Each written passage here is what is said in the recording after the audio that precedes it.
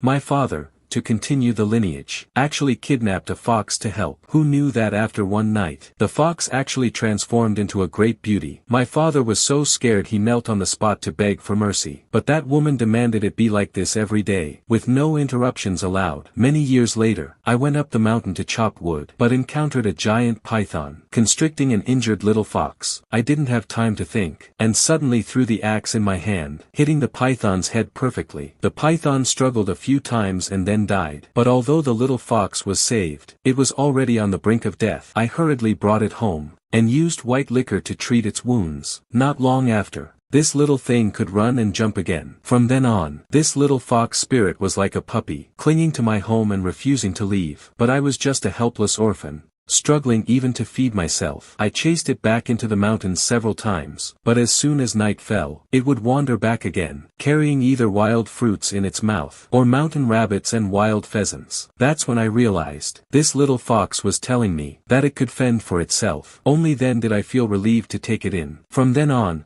it became my companion. When I chopped wood, it followed. When I herded sheep, it followed. Even when I did my homework, it would quietly stay by my side. But these days, suddenly ended in my senior year of high school. The little fox suddenly left. I waited until dark, but it didn't return. Instead, an old woman came. She leaned on a cane, with a smile that looked very kind. "Young man, I'm looking for my granddaughter. Have you seen her?" My heart suddenly tightened. No one had come from outside the village recently. "Which one is your granddaughter?" Then she coughed lightly, and stared at me, saying, "The year before last, I left my granddaughter to watch the house. But when I returned, she was gone. Someone said she's staying at your house." Hearing this, I looked confused. There was clearly only me at home. I replied politely, "You must be mistaken." The old woman nodded upon hearing this, but while responding, she stared intently at my kitchen. I followed her gaze, and saw the little fox crouching there, looking at the old woman and wagging its tail, with a look that seemed like a smile. You should know this was the first time it appeared before others. But the old woman smiled for a while, and then turned and left without a word. That night, the little fox slept on my stomach as usual. But when I woke up the next day, I found it gone. As soon as I got out of bed, I saw a red belly band on the table. Inside was a lock of a woman's black hair, wrapped in a piece of red paper. I didn't know what it was for, so I took these things to the village chief. As soon as the chief saw it, he smiled, leaving me stunned. "Oh, a girl is showing her affection for you. With this, you can go to her home to propose marriage. Quickly tell grandpa which girl gave this to you." Could it be that the little fox brought it for me? But I never expected that from that day on, the little fox would never appear again. My heart felt empty without it. Every day, besides eating and sleeping, I searched the mountains and fields for it. Unfortunately, I never found any clues. I strongly suspected it was taken by a hunter. I searched like this for about half a month, still without finding the little fox. By then, I was already desperate, thinking I would never see it again. Then, one night half a month later, an old woman was crouching at my door crying. I frowned and went to the door, and asked her what was happening. Hearing this, the old woman suddenly looked up, and a sinister voice came from her mouth. "I'm looking for my grandson. My grandson is missing. You've seen him, haven't you?" I couldn't help but shiver. Last time it was a granddaughter. This time it's a grandson. Why do they all come to me? I quickly shook my head, saying I hadn't seen him. But a trace of confusion appeared on the old woman's face. "Haven't seen him? Then what about 6 years ago? Did you see my grandson 6 years ago?" Her words sounded like an interrogation. I tilted my head and thought for a long time. This old woman must be senile. "Hey, elder. You've got it wrong. I've really never seen you. Grandson, please leave quickly." As I said this, the old lady stopped speaking, but she looked at me and smiled. A very eerie smile. I was so scared by her smile that I took several steps back. I turned around and stumbled back to the village house. Out of breath, I told the village chief about the old lady. The village chief, with a cigarette in his mouth, froze. Suddenly he pointed behind me and said, "Is that who you're talking about?" Suddenly I felt a chill down my spine. Trembling, I turned my head, and saw that old lady from before, standing silently behind me. Terrified, I quickly hid behind the village chief. The village chief looked her up and down. "Which village are you from?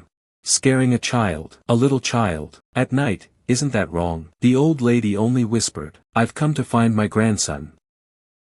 After that, no matter how the chief asked. She only smiled. The chief's expression changed instantly. He immediately told me to turn on the courtyard lights. I quickly pulled the light cord. The entrance instantly lit up. Only then did I see clearly. A red venomous snake was coiled on the old lady's shoulder, baring its fangs and staring intently at me. The chief suddenly panicked. He turned and whispered to me, "Grandson, my eyesight isn't great. Look and see if that old woman has no shadow." Hearing this, I suddenly turned to look. The old woman was standing straight there. And indeed, there was no shadow behind her. Cold sweat instantly broke out on my back. Too scared to say a word, I just nodded stiffly. The chief suddenly raised his voice. "Grandson, don't be afraid. There's an ancestral sword in Grandpa's room. Quickly go and get it for me." Hearing this, I trembled as I ran into the house. But after searching for a long time, I saw no sword. When I came out to say I couldn't find it, I saw the old lady's figure had already vanished into the distance. The chief frantically pulled me into the house, closing the door tightly. "Silly child, there is no sword." I lied to her.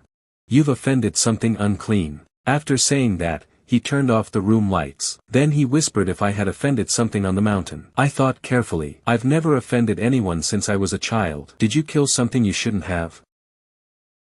Hearing this, I remembered 6 years ago, to save a little fox, I killed a white snake. I told the chief about it. He shuddered after hearing it. "You unlucky child. How could you just kill things on the mountain?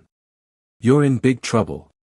The chief said he'd take me to see Master Duan tomorrow, telling me to stay here tonight. No matter who calls, do not respond. That night, I really didn't dare say a single word. But at midnight, around 11 p.m., suddenly, a rustling sound came from outside. A rustling sound. Then the old woman's crying reached my ears. I looked out the window. A hunched figure was moving outside the window. As she walked, she suddenly pressed herself against the window, as if she were looking for me. Terrified, I didn't dare move. And at that moment, the chief's voice came from next door. "Cover your head with the quilt. Don't look." I quickly pulled the quilt over my head. My heart beat wildly, but the crying didn't stop, coming and going, until after 3 a.m. The sounds outside finally disappeared, but I still didn't dare peek out. I don't know how much time passed before I slowly fell asleep. Outside, it was already bright daylight. The chief was standing by my bed, telling me to get up quickly, taking me to the neighboring village to see Master Duan. But that night, that crazy woman came again, still pressing against the window, smiling at me. The chief went out carrying a kitchen knife, but saw nothing. The most terrifying part was, when I woke up the next day, I was actually lying under a big tree in the mountains. And that was where I had killed the white snake back then. I hid at the chief's house for 3 days like this. We tried every possible method. The chief was exhausted and worn out. I didn't want to drag him down any further. So on the 4th morning,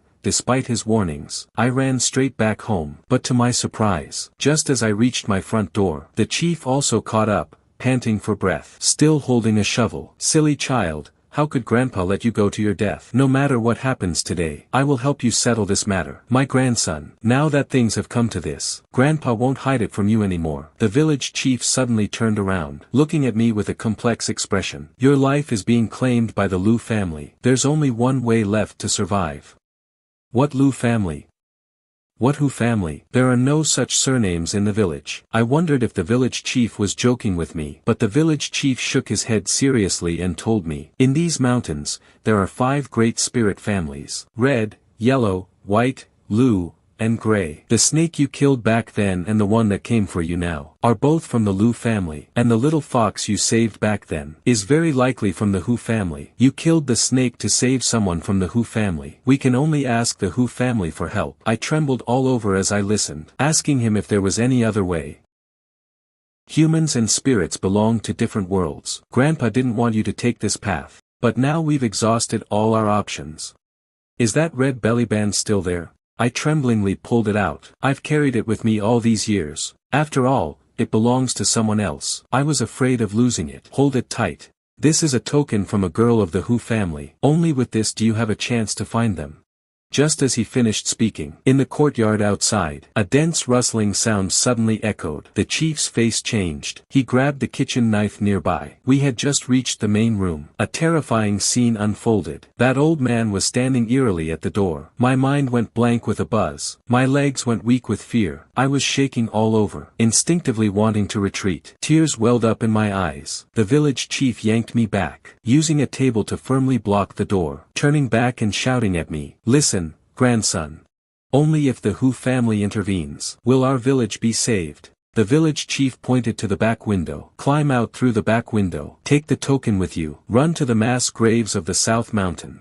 No matter what sounds you hear, whatever you do, do not look back." The door was banging loudly, hit by the swarm of snakes outside. A few snakes had already slithered through the gaps in the door. The village chief gritted his teeth, using his body to firmly hold the door shut. I looked at the elderly village chief. Tears streamed down my face. I pulled the red bellyband from my chest, tucked it in and kicked open the back window, diving headfirst into the night. Before I had run far, suddenly, I heard a dense rustling sound coming from behind. A bright red venomous snake had actually caught up. Its speed was incredibly fast. It looked like it was about to bite my heel. "I'm finished," I thought, my heart sinking. My foot slipped, and I fell forward. Just then, a shadow suddenly leaped out from the nearby bushes, letting out a familiar fox cry. I looked closely. It was actually that little white fox. Seeing this, I quickly grabbed the firewood knife to help. But unexpectedly, the little fox grabbed the snake's tail in its mouth and zoomed away into the dark forest. I wanted to chase after it, but the forest was too dense. I couldn't see the path at all. A night breeze blew past. I smelled a familiar, strange fragrance. That was the unique scent of the little fox. I suddenly realized the little fox was definitely not just an ordinary fox. It really was a fox immortal. The moment I saw it, my fear subsided significantly, but I had no time to hesitate. Grandpa Chief was still waiting for me to save him. I took a deep breath, and had to force myself to keep running south. I had never run so fast in my life. The wind howled in my ears. There seemed to be a cold,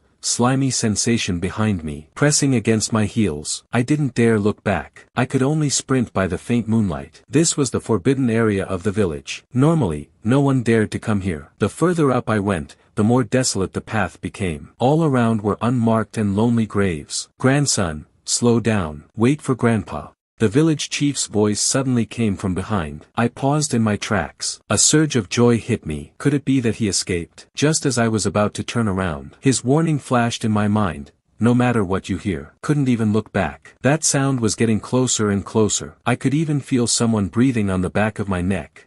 "Grandson, turn around and look at Grandpa." I continued running forward like a madman, until I rushed into a gloomy mass grave. Suddenly, an eerie sound of combing hair echoed ahead, sizzling and crackling. By the moonlight, I saw a figure sitting on a grave ahead, holding a broken wooden comb, combing long hair that trailed on the ground. "Young man, do you think my hair is beautiful?"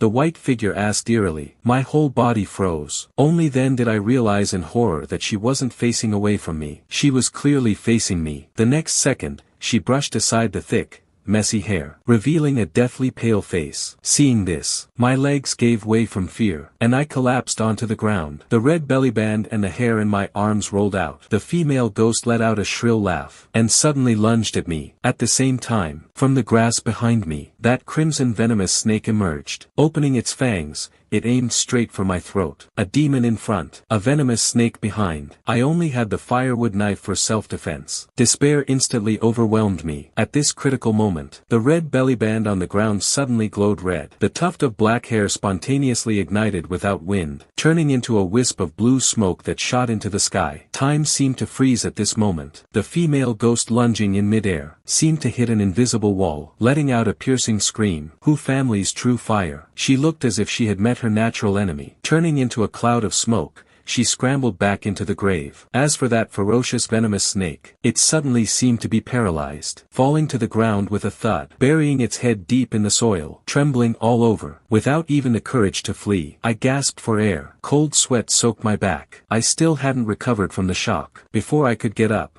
a gust of wind rose from the ground. The dull and rhythmic sound of a gong suddenly echoed through the mass grave. Then, white spirit money began to flutter across the sky, falling like a heavy snowfall.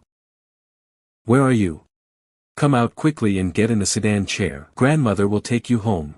The eerie voice drifted into my ears with the wind. It was actually that crazy old woman. She spoke as she walked, approaching me step by step. I was shaking with fear, clutching the glowing red belly band tightly, hiding behind a tombstone, not daring to move. She seemed to smell the burning hair from before, closing in on the scent. Finally, those small feet in black cloth shoes stopped in front of the tombstone where I was hiding. Hide all you want. Let's see where you can hide. The crazy woman snorted coldly and turned to leave. Once her figure completely disappeared, I finally gasped for air. I remembered the village chief grandfather's instructions. I continued up the gray forest path. After reaching the mountaintop, I found the thickest tree Grandpa mentioned, and behind the tree, found a stone tablet carved with the Hu family ancestors. I knelt before the stone tablet, holding the belly band with both hands, kowtowed 3 times. The next second, a sudden gale blew. Fallen leaves swirled up, spinning around me. Then a woman's voice came from behind me. I have been waiting for you for a long time. You've arrived. Come with me. I quickly stood up and bowed to her, and she smiled slightly, and said to me, my name is Duo Duo. I'm the eldest in the Hu family. I've come specifically to pick you up. Now that we're family, there's no need to be so formal. I finally breathed a sigh of relief, and quickly expressed my gratitude. But she waved her hand. Oh. You should be more polite to our Princess Xiao Xiao. She insisted that I come pick you up. Otherwise, I wouldn't have bothered. She gave a helpless smile. Who is Xiao Xiao? According to our rules here, before the wedding night, the groom and bride cannot meet. Look how anxious you are. I felt relieved. Princess Xiao Xiao, who lived with you for 6 years, is a little beauty coveted by thousands of men. My face turned even redder when I heard this, and I didn't dare to answer. Then we looked at each other in silence. We stayed like that for a while. Suddenly, I saw a small manor brightly lit, with servants standing at the door. Just as I followed her to the door, out of the corner of my eye, I glimpsed the second floor of the opposite house. It seemed someone was leaning on the window watching me. I looked up. I vaguely saw someone dressed in red. A girl wearing a phoenix crown, leaning on the window, secretly watching me. But after she saw that I noticed her, she seemed very shy, hurriedly covering her face with her sleeve, deliberately not letting me see her. I frowned. Could she be the little fox? I frowned. I could only suppress my curiosity, and follow Duo Duo to the front house. As soon as I entered, I saw many people sitting in the room. I was shocked when I saw them. I had seen this old lady before. Wasn't she the one who came to my house looking for her granddaughter? Duo Duo pointed to the old lady and introduced her. This is my mother. Seeing this, I quickly cupped my hands in a salute. The old lady suddenly smiled at me. Although it was a kind smile, it gave me more of a feeling of authority. Then Duo Duo introduced the other people present. After we sat down, old Mrs. Hu finally spoke. Duo Duo, go out. Keep an eye on the entrance. People from the Lu family are not welcome here. Don't let them in. The dinner is ready. Everyone, please take your seats. When only the 2 of us were left in the room, the old lady's expression suddenly turned grim. She said to me, child, I know everything about your situation. Until the wedding ceremony is successfully completed, he could interfere at any moment. You saved my girl. We should do our best to help you. But our Hu family cannot break the rules. You must bear everything before the ceremony yourself. Do you understand? Although my legs were shaking, I could only grit my teeth and nod. I understand. As long as I can save Grandpa Chief, I'll risk everything. Old Mrs. Hu visibly trembled slightly. She sighed with approval and said, the person who can marry into my Hu family is indeed extraordinary. I believe in you. Then old Mrs. Hu called someone to change me into the groom's hat and red robe. As soon as I stepped out, I entered a red sedan chair. Just as the sedan entered the alley, I suddenly heard a strange question from outside. Are you having a wedding?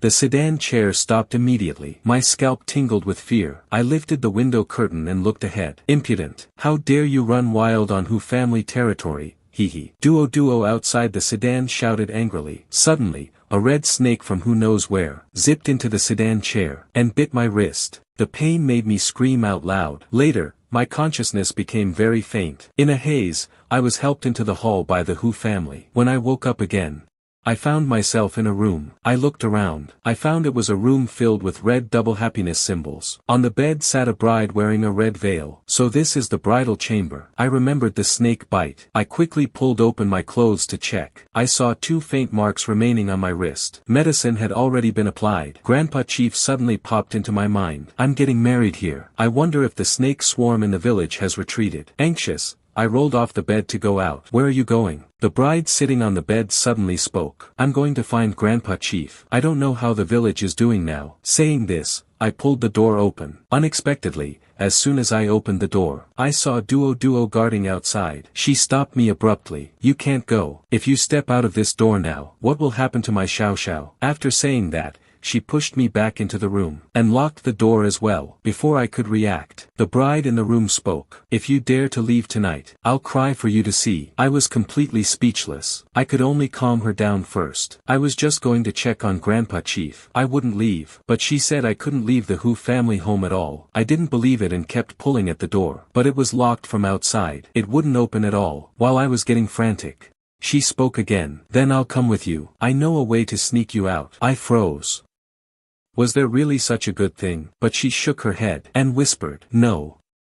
The red veil hasn't been lifted yet. My mother said, you have to lift the red veil yourself, and we still have to drink the wedding wine. What a hassle. I anxiously glanced outside the door. I couldn't waste any more time, so I hurried to the bed, and reached out to lift her red veil. But she stopped me again, and said unhappily, you can't use your hands. You have to use that little rod. My heart skipped a beat. This woman was way too particular. I had no choice, so I ran to the table and picked up the rod. At that moment, her fair hands suddenly clenched her clothes, as if she was even more nervous than me. I didn't care whether she was ready, and lifted it directly. The instant the veil was lifted, I was completely stunned. She was truly beautiful. Phoenix crown and jewels, black bangs, and a delicate tender face. She was biting her red lips, with big watery eyes, shyly looking at me. She was incredibly cute. For a moment, I forgot everything, and just stared at her, unwilling to even blink. The legend was right. No fox spirit was ugly. Seeing me stare at her like that, she grew even more nervous. Why are you looking at me like that? Her words snapped me out of my daze. I finally remembered the urgent matter. Grandpa Chief was still waiting for help. Can you take me out now?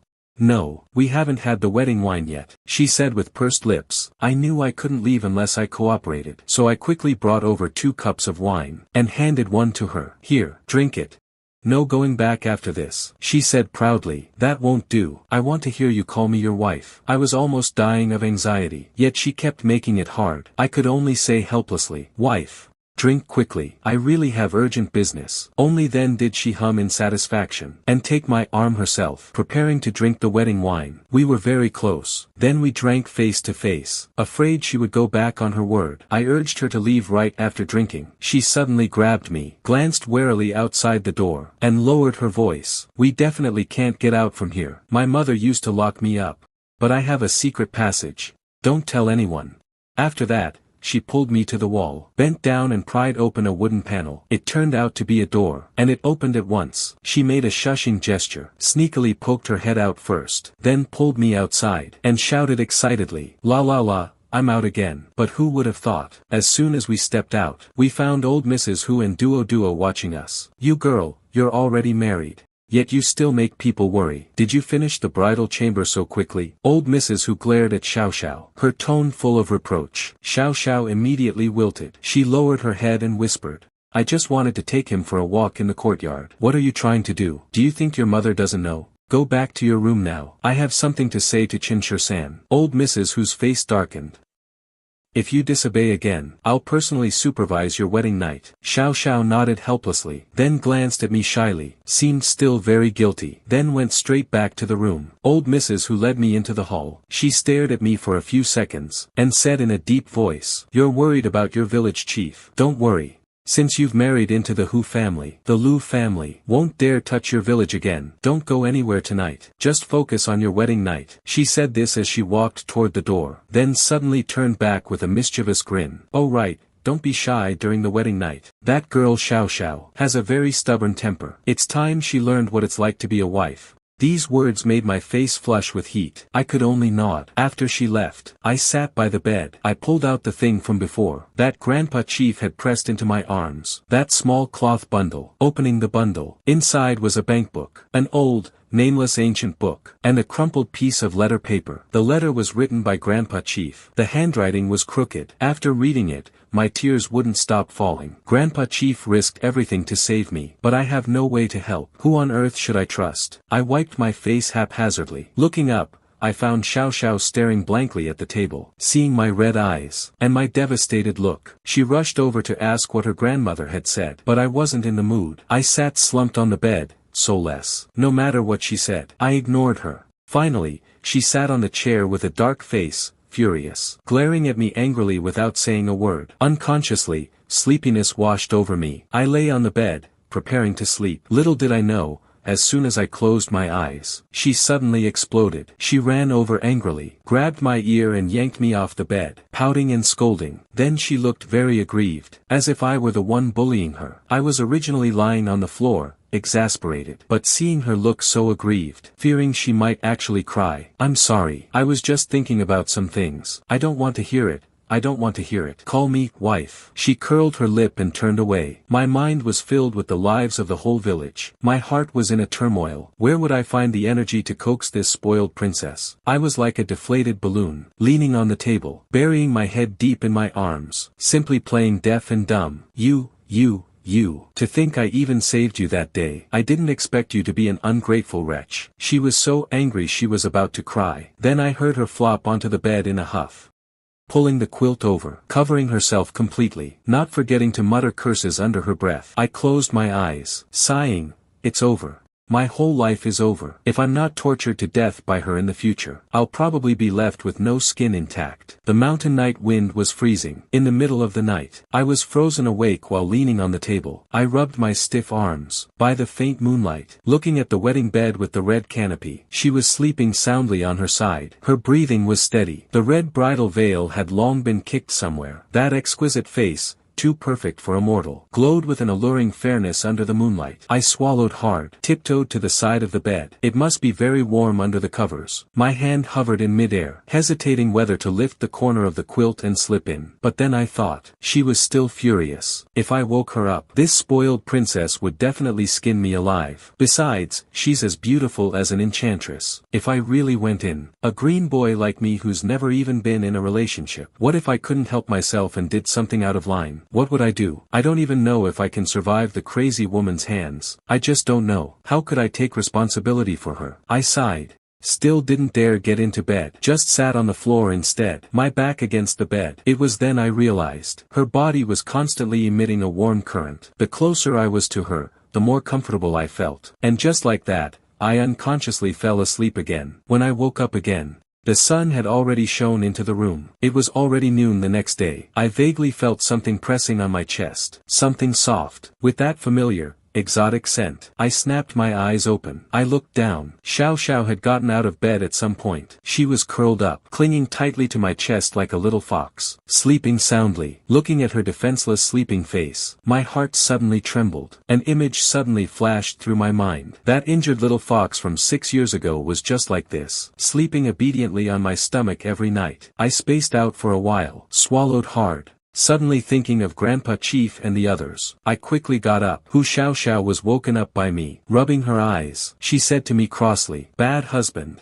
My mother told me to find her as soon as you woke up." I broke into a cold sweat upon hearing this. Could it be that the thing that made Xiao Xiao angry last night has been found out by her? Then I walked to the main hall tremblingly, and saw the hall was full of people. After some introductions, I learned that they were all Hu Xiao Xiao's uncles and aunts. They seemed quite happy to see me. They even said Xiao Xiao had been spoiled by them, and had a bad temper, telling me to be more patient with her. Then came the 3 rules. First, do not hit or scold Hu Xiao Xiao. Do not leave her behind. Second, no seeking other women outside. Third, do not intentionally make her angry. Take care of each other. After everyone left, old Mrs. Hu kept me alone. She took a sip of tea, and said calmly, "That crazy woman from the Lu family guarded my mountain gate all night, only leaving at dawn.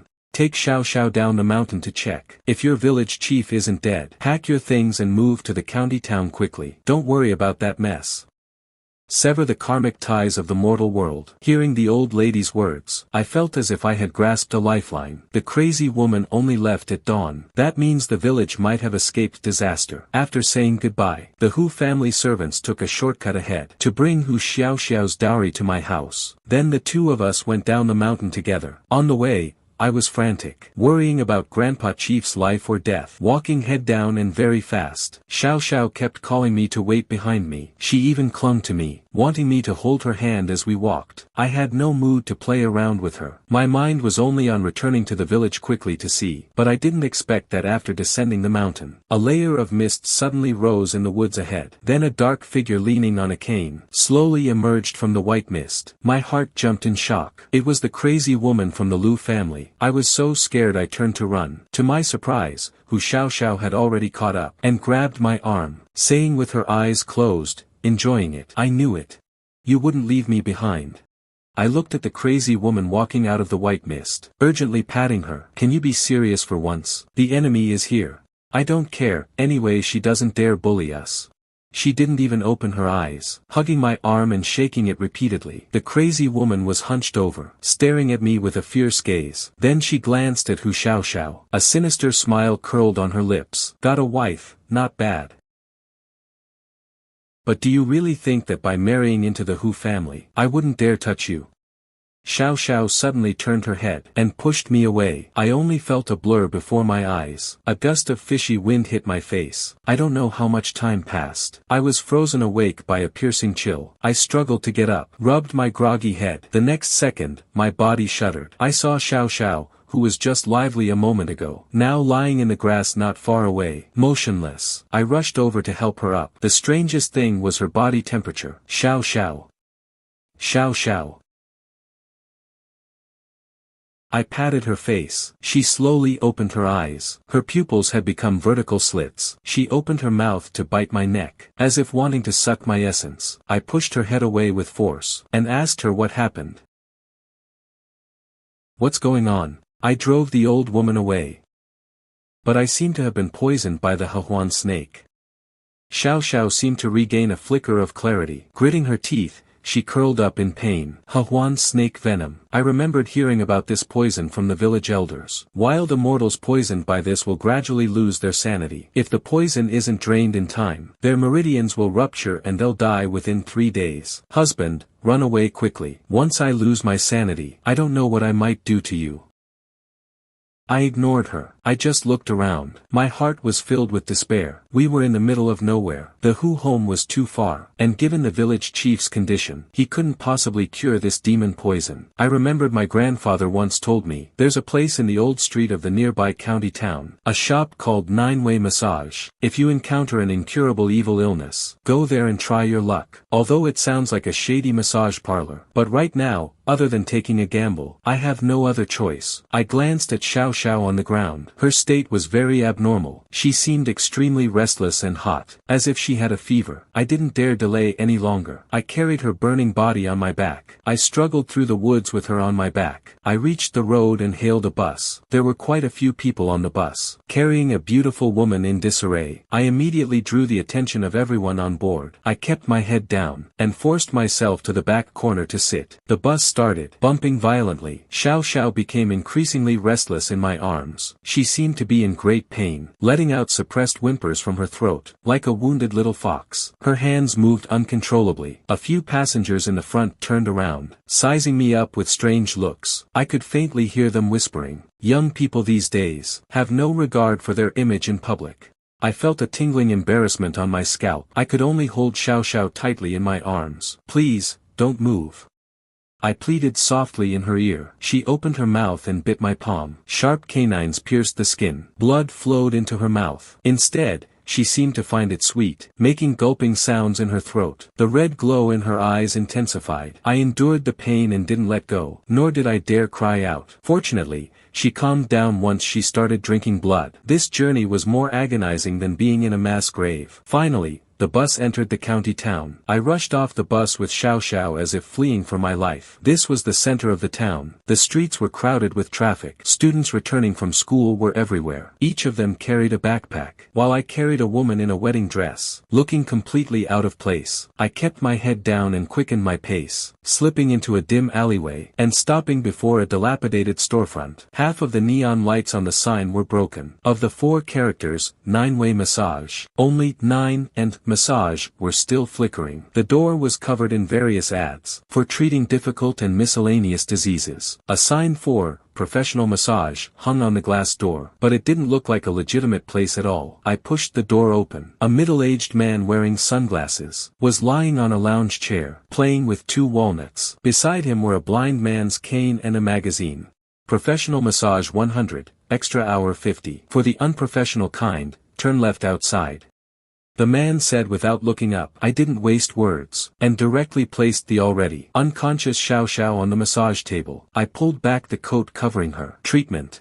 Hearing those 2 words, the man suddenly stood up. By now, Xiao Xiao had completely lost her human appearance. She was snapping her mouth at the air. The man's expression changed abruptly. Huan snake venom. How did she get mixed up with this thing? He walked to the bedside, placed his hand on Xiao Xiao's wrist, and frowned deeply. The poison has reached the marrow. She's about to turn into a beast. Kid, I suggest you throw her out. In less than half an hour, she'll turn into a wild fox and run into the mountains. You might still save your own life. Otherwise, she'll suck you dry into a mummy tonight. I looked at the struggling Xiao Xiao. She was still unconsciously calling for her husband. My heart ached. There's 30,000 in here. See if it's enough. I pulled the bankbook out of my pocket and slammed it onto his hand. The man looked at the bankbook, then looked at me, and sighed. The money is enough, but I cannot cure this. This poison is a sinister trick of the Lu family. Golden needles and medicine are useless. Only the one who tied the knot can untie it. The only antidote is you. I looked at the master in confusion. Me? This poison attacks the heart, amplifying the desires in her heart 100-fold. Now, she only has eyes for her beloved. If it were any other man, before touching her, they would be seen as intruders, and torn to shreds. The man pointed at Xiao Xiao, and said seriously, only when facing you, might her subconscious be compliant. But the prerequisite is that you can withstand her madness. One wrong move, and your essence will be sucked dry, turning you into a dried corpse. I was stunned. Looking at Xiao Xiao's suffering, I gritted my teeth and nodded. The man turned and pulled a red cloth bundle from under the counter, and stuffed it into my arms. Inside were Dragon Phoenix wedding candles. Take her to a quiet place immediately. Light the wedding candles, and the detoxification can begin. But remember, before the wedding candles go out, the poison must be completely cleared. Otherwise, there will be a backlash. After speaking, the man produced a bottle of long-treasured Realgar wine and handed it to me. There is one more big problem. Once the detoxification begins, celestial anomalies will occur. All the demons and ghosts within 10 miles will sense it, especially the snake spirit who poisoned her. She will certainly not miss this chance. This bottle of Realgar wine, thank you, might be able to hold off the snake spirit for a short while. I looked at the things in my arms, then looked at the suffering Xiao Xiao on the bed, and clenched my fists. I expressed my gratitude to the man, then left the shop carrying Xiao Xiao on my back. I didn't dare delay for a moment. Carrying Xiao Xiao, I rushed into a small hotel next door, and booked the innermost room with a king-size bed. Upon entering, I placed Xiao Xiao on the bed. At this moment, her expression was extremely painful. Not daring to delay, following the old gentleman's instructions, I first took the bottle of Realgar wine and poured it along the door gaps and windows in a circle. Then I took out the pair of Dragon and Phoenix wedding candles, lit them and placed them by the head of the bed. The flickering dim yellow glow cast upon Xiao Xiao, making her painful face look a bit softer. Looking at these wedding candles, I felt a mix of emotions. That unfinished wedding from last night. I didn't expect to make it up on this road of escape. I nervously approached Xiao Xiao, looking at her exquisitely beautiful face, and couldn't help but freeze. Just as I wanted to help her wipe away the sweat, who knew that in the next second, Xiao Xiao suddenly opened her eyes. A strong red light flared in her eyes. She suddenly grabbed me and pinned me down on the bed, and bit into my neck. A sudden thunderclap exploded in the night sky outside. Fierce winds raged, battering the window glass with a loud clatter. Xiao Xiao seemed to be on the verge of beastification. Her movements were wild and urgent. Several times she tried to bite me, but suddenly stopped, as if using her very last shred of reason to restrain her beastly nature. I instinctively wanted to resist, but I was afraid the detoxification would fail, and cause her to fully transform into a beast. Suddenly, a familiar white mist rose in the room. Immediately after, the wedding candles suddenly went out. A knocking sound came from outside the door. A haunting voice came from the corridor outside. You won't survive today.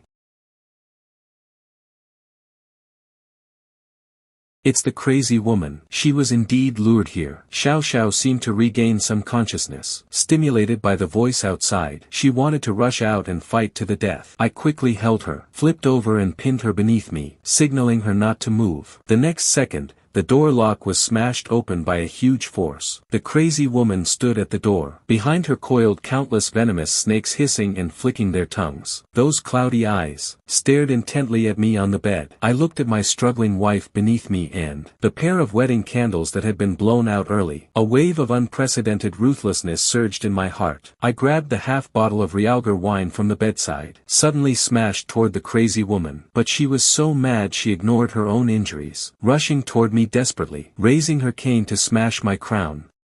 "Don't touch him." At this critical moment, Xiao Xiao had stood up without me noticing. A fox phantom appeared behind her, surrounded by celestial aura. A loud fox howl echoed throughout the room, shattering all the window glass. The fox phantom behind Xiao Xiao suddenly expanded, with an earth-shattering pressure, pouncing toward the crazy woman. The crazy woman's face changed drastically. Before she could retreat, she was violently knocked away by the fox phantom. Her screams were drowned out by the thunderstorm outside. The door was slammed shut by an invisible force. Peace returned to the room. The dragon and phoenix wedding candles lit up again. The celestial aura around Xiao Xiao dissipated. She seemed to have exhausted everything, collapsing softly onto the bed. The red light in her eyes faded, replaced by a hazy, spring water-like gaze. "Call me madam." "Ah." She called out softly. Her voice was so soft it made my heart tremble. "It seems the poison is far from fully cleared, but less than half of the wedding candles remained." I looked at the stunning face before me. Without further hesitation, I reached out and pulled the bedside lamp cord. When I woke up again, it was already the morning of the third day. Sunlight streamed through the curtains onto the bed. I moved my aching arm, and found my arms were empty. I panicked and sat up. "You're awake." Xiao Xiao was sitting in the chair by the window, holding that tattered book in her hand, looking at me with her head tilted. She had changed into simple modern clothes, with her hair in a high ponytail, looking just like an ordinary girl next door. Where was there even a hint of demon aura? "Humph. Your poison is gone." She jumped over happily, and gave me a loud kiss on the cheek. "Moreover, a blessing in disguise. My demon power has improved quite a bit." I breathed a sigh of relief. I held her hand and asked where the crazy woman went. "She suffered a backlash from my demon power yesterday, and should have gone back to heal. Don't worry, when I go back, I'll tell Grandma, and settle the score with the Lu family." Hearing this, my anxious heart finally settled. I held her tightly in my arms. This real body warmth finally convinced me that we survived. After a quick cleanup, we returned to the village. As we entered the village, we saw Grandpa Chief leaning on his cane, looking around the entrance. Seeing us return safely, the old man was so moved he shed tears of joy. It turned out that after the crazy woman fled heavily injured, the swarm of snakes surrounding the village also dispersed. What's more miraculous, the villagers who had suffered mild snake venom all recovered overnight. The village chief held my hand, looking at Xiao Xiao. He said meaningfully, "Our Chenjiagu ancestors owed the Hu family a huge favor. Now that the eldest grandson has married in, it can be considered as settling this centuries-old karma." As he spoke, Grandpa tightly held mine and Xiao Xiao's hands together. He said meaningfully, "Eldest grandson, I used to fear your fate was too harsh and you'd be lonely. Now it's fine. With Xiao Xiao here, even when the day comes for me to close my eyes, I can go in peace." I squeezed Xiao Xiao's hand, feeling the warmth from her palm. Xiao Xiao was no longer mischievous. She gripped my hand back, leaning gently on my shoulder, whispering in my ear, "From now on, with me here, no one will be able to bully you." I turned my head to look at her, meeting her shimmering eyes. Vaguely, I seemed to see again that snow-white little fox from 6 years ago, lying on my lap, quietly accompanying me as I grew up. The mountain breeze blew, swirling a few fallen leaves. I smiled. Holding her hand, I strode toward home.